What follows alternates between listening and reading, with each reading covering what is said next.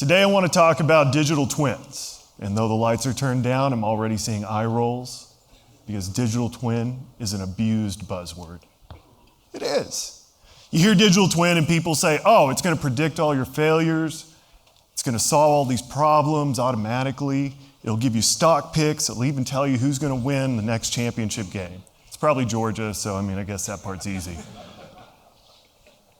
But I want to talk about how we stepped back from this sea of unrealistic expectations to implement an operational twin. And is it in its final state? Absolutely not. It's unrealistic to expect us to develop something and the first iteration solve all of it. But what we can do is bring things to our guys in the field. Bring things to those teams to give them better insights to run the equipment, deliver the service safely and efficiently. So today I'm going to talk a bit about who's Precision, who am I. I'm going to frame up our problem. I'm going to spend a lot of time on that because I want you to think about this not as a problem faced as a drilling rig contractor, but maybe related to your own industries and say, you know what, we're not so different, you and I. We're going to identify some blind spots. We did an audit on our data and we recognized we needed help. Since this is a manufacturing conference, I'd be remiss if I didn't work in some type of Lean Six Sigma reference, so we're going to 5S all of our data sources that are there. Then we're going to talk about engaging and deploying in the field.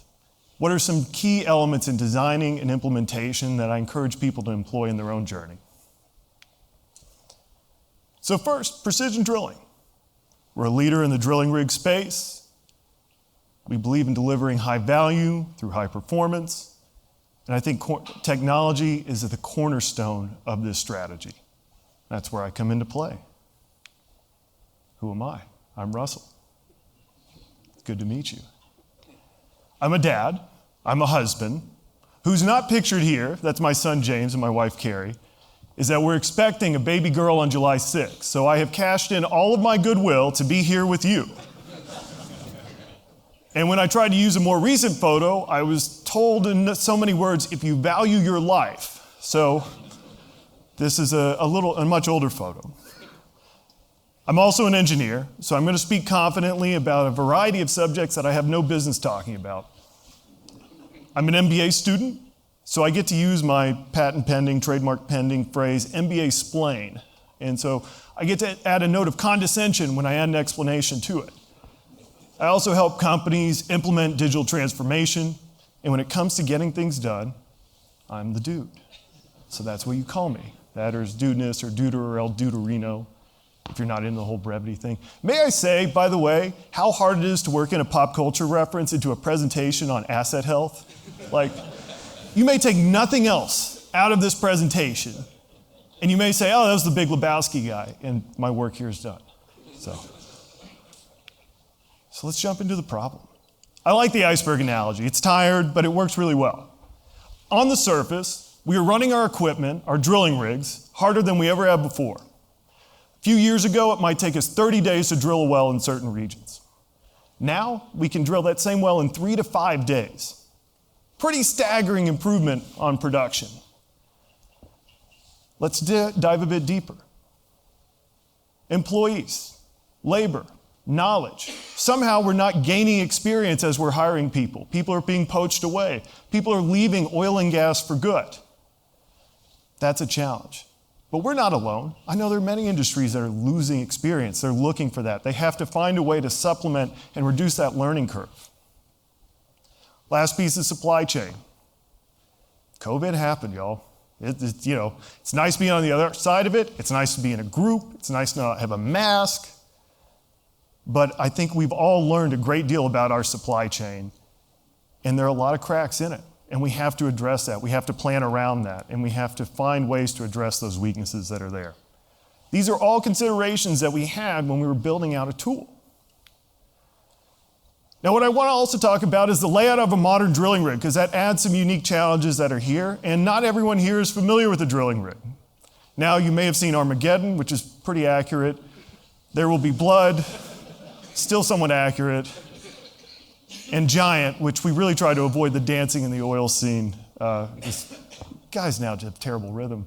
But the first step is the backyard complex. Let's go left to right into what does a rig look like.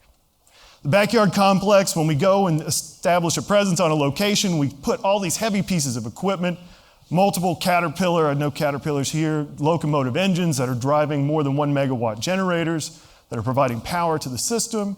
We have our mud pumps, which we'll talk about more today. We have tanks, we have electronics, all sorts of things that are back there.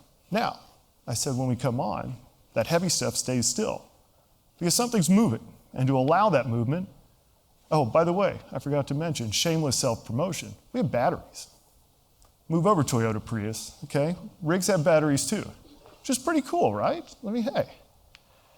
So then I talk about movement. We have suitcases. Suitcases are these different plumbed pieces of equipment. They have hard lines for high pressure pumping. They have power cables. They have data lines. They have all sorts of things snaking through because the main substructure of the rig walks. That's how we can drill so many wells in a short period of time. The substructure houses the iconic derrick. It houses the rig floor where the majority of rig hands are working during a drilling operation. It houses the doghouse where a driller sits and runs the rig. And that's a nice air-conditioned room with computers and all sorts of other things, so everyone wants to get to be the driller eventually. But you have to remember, this is a huge footprint all of a sudden now. And so where you have all this key equipment back in the backyard, you can't look and see it all the time. You're up on the rig floor. You're doing, dangerous, dirty work.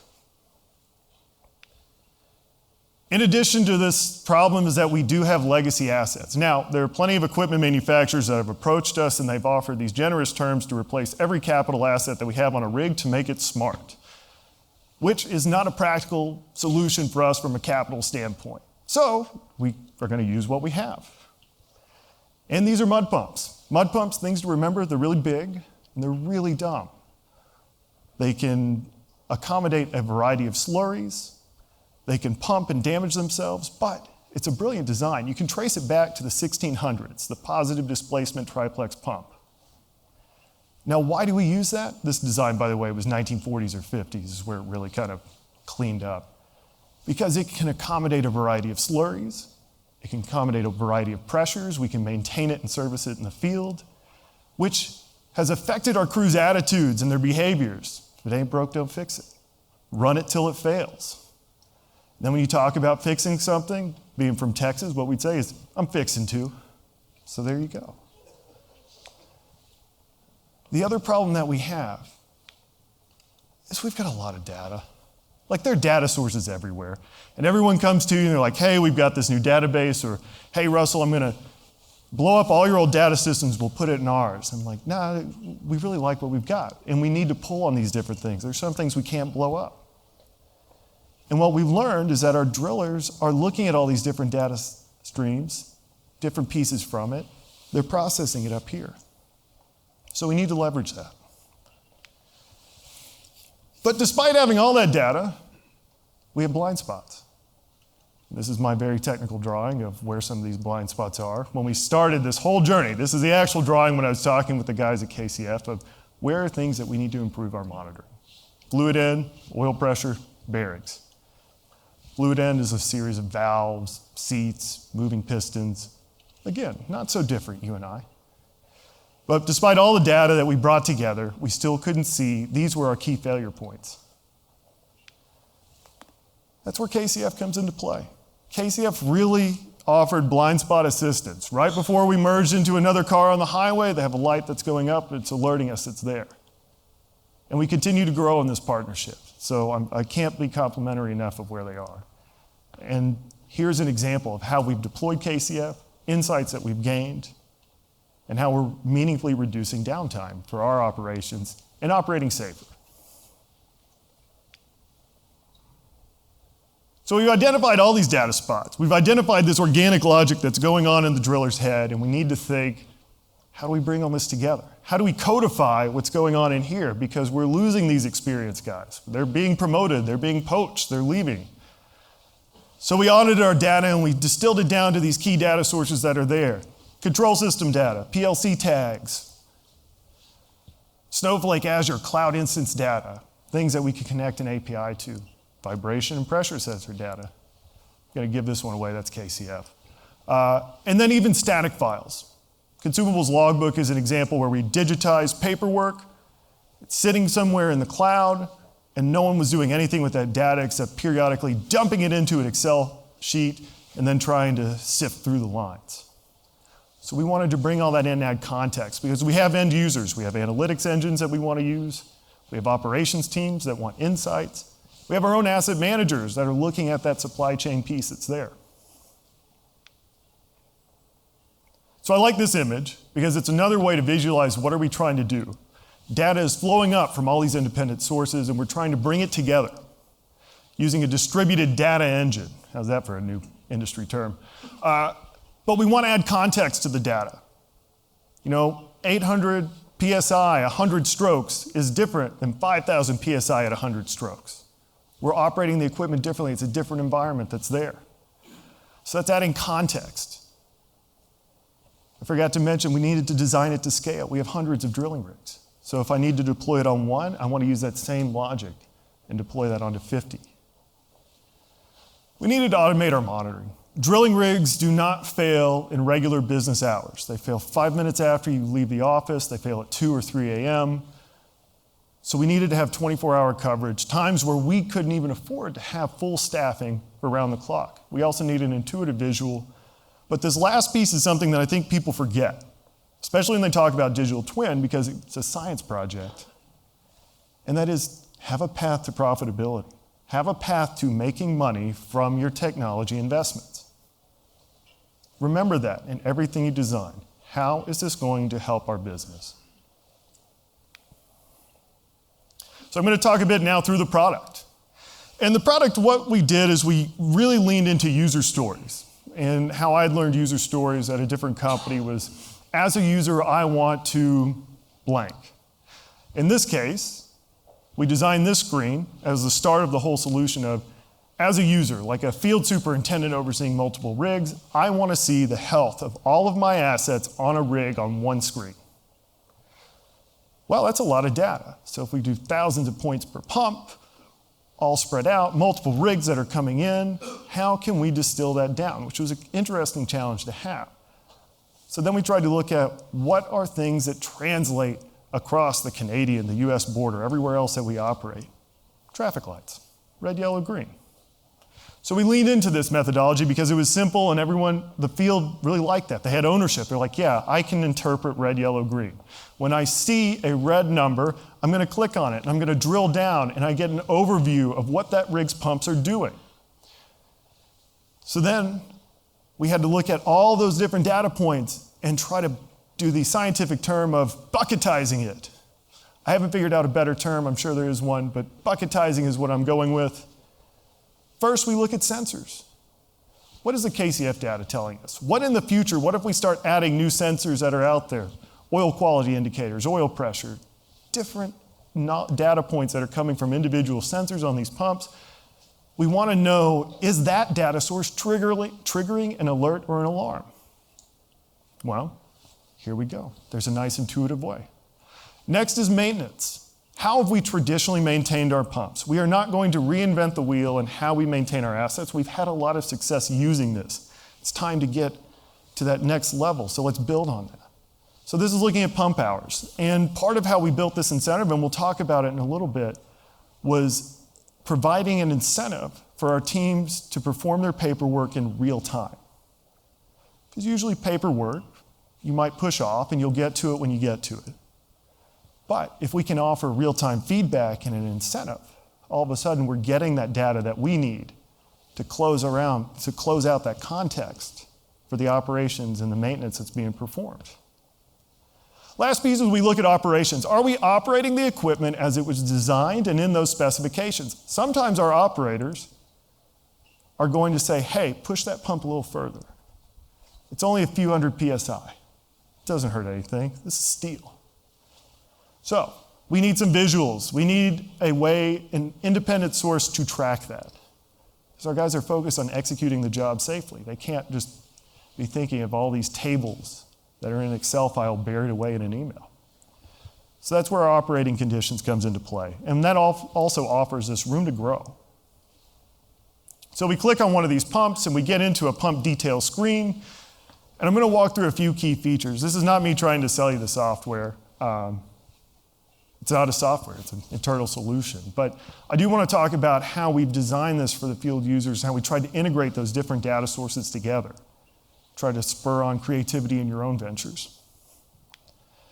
First, we look at summarizing all the sensors that we have deployed on the rig by location and what kind of components do they correlate.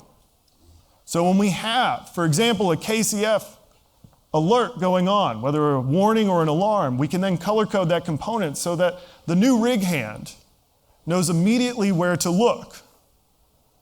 Because we're not getting many 10, 15-year rig hands that are coming back and wanting to work on floors. So we need to help direct them so that all of a sudden they can look more efficiently at where do they need their attention now. Next, we look at that maintenance, that logbook side. Now, traditionally, how pump logbooks have been done is that a guy will write down some numbers in a tally book. When he remembers to do it tomorrow, he'll then add how many pump hours were going on and they'll try to track it. You can see where this leaves a bit to be desired. So by automating the tracking of these hours, we're trying to add an incentive for performing the paperwork. We will do all the math and some of the other tracking at a very granular level for you. And we've seen good results. All of a sudden, people are getting 30 minutes back of the day where they don't have to do their paperwork because it's already done this part. We're doing that for them. Last, we talk about context, that work performed. Or second to last, sorry. How hard have we worked this pump? You know, for the past week, we pumped primarily around 5,000 PSI while drilling because we were drilling the production section. We were drilling laterals. Well, now we can actually visualize that. And we have the context so we can say, oh, look at that. Maybe the next downtime, we'll go take a closer look before we perform a rig move, for example, before we fire operations back up. Give them context. Give them that knowledge that's there. Not just saying, yeah, that sounds about right. Give them the data to make more informed decisions. And then we look at 24-hour monitoring. As much as I like this solution, I call it my solution sometimes, I would not wish upon anyone to stare at a screen for 24 hours a day. That's just a layer of hell. But you do need to be able to go back and look at where did alerts occur? What's happening with the equipment? What's the health? So we gave them a timeline. So you can start to see and build context, saying, yeah, we saw some alerts come up, but then it went away. It wasn't consistent. Fair enough. Things happen. This is large pieces of equipment. They're going to shake. But when we start to see an increase in frequency, all of a sudden you can say, okay, that needs more attention. Let me cursor over that. Let me see where were the alerts taking place? How long did they occur? Let me have context to all these alarms that are going on and summarize that. Give our guys the information to make more informed decisions. So this whole journey has been really about labeling data. You know, yeah, I can call it digital twin. I could call it a lot of different things. I could call it Fred.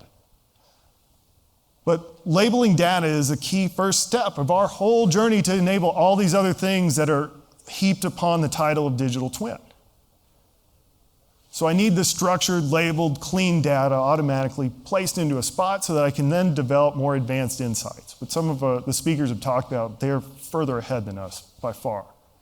They have KPIs, they have different things that they monitor, and they're like, hey, we know that this correlates to equipment failure. Fair enough, we've got to get to that journey, but first we need a good pile of data to build on.